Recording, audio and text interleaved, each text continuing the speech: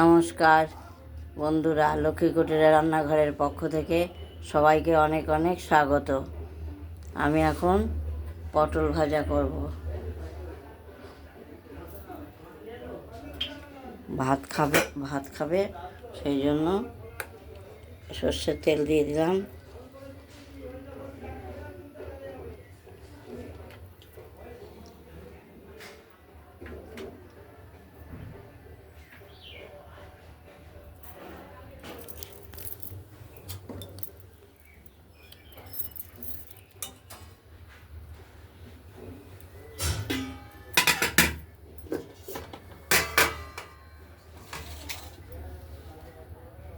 এখন তেলটা তাতুক, তারপর পটলগুলো দেবো।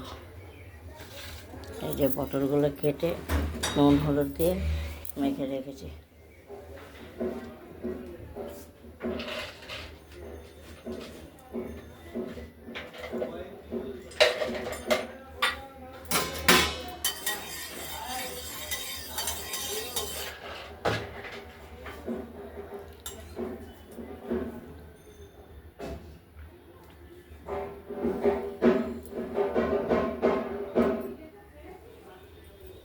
এবার পটলগুলো ছেড়ে দেবো। তেলটা গরম হয়ে গেছে।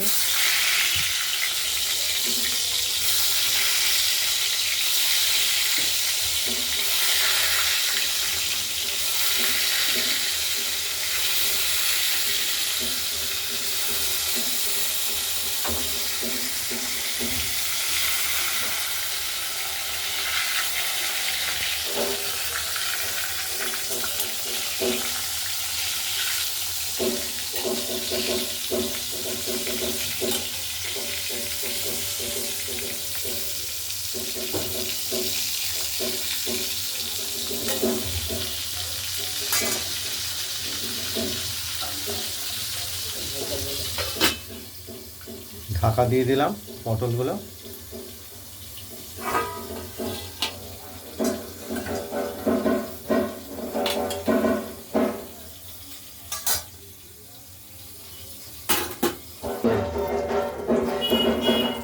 এবার পটলগুলো উল্টে দিচ্ছি। এক পিঠ হয়ে গেছে, আরেক পিঠ হবে।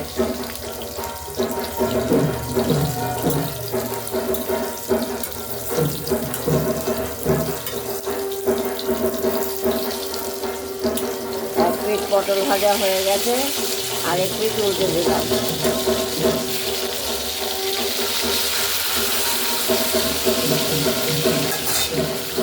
এবার একটু কমিয়ে ঢেকে দিলাম।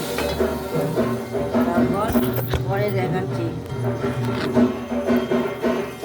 পটল ভাজাগুলো হয়ে গেছে।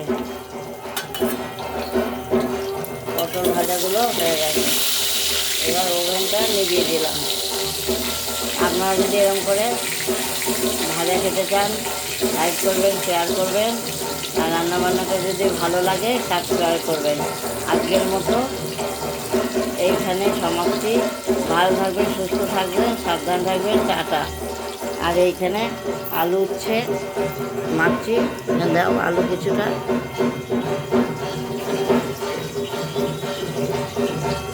দাও, দিয়ে দাও।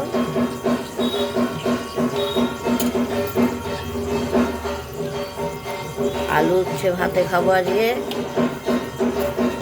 পটল ভাজা, ছবিটা তো ধরেই আছে।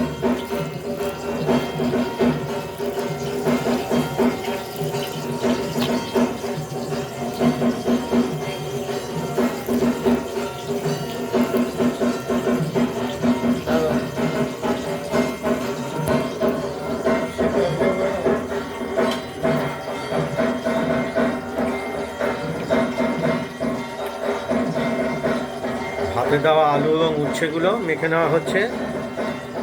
আলু ভাতে, আলু উচ্ছে ভাতে, পটল ভাজা আর ডাল। আজকে সব নিরামিষ।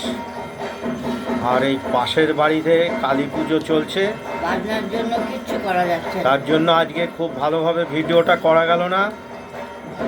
এই ঢাকের বাদ্যির আওয়াজ আসছে। এগুলো আলু ভাতে আমরা মেখে নেব।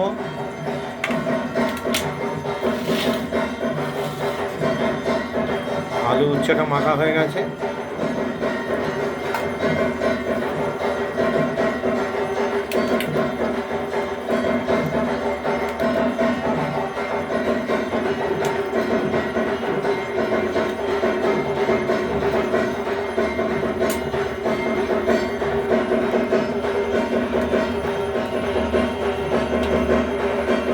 পটল ভাজা আর ডাল। ডালটা আজকে খাবারের দুপুরের মেনু হলো এই আলু সেদ্ধ, উচ্ছে আলু সেদ্ধ, পটল ভাজা আর এই পটল ভাজাটা আমরা দেখিয়েছি আগেই, দেখতেই পাচ্ছেন। আর ডালও আর হবে প্রেসারে মুগের ডাল রান্না। আগেই করেছি ওগুলো। গরম খাবে বলে পটলটা এখন ভাজলাম।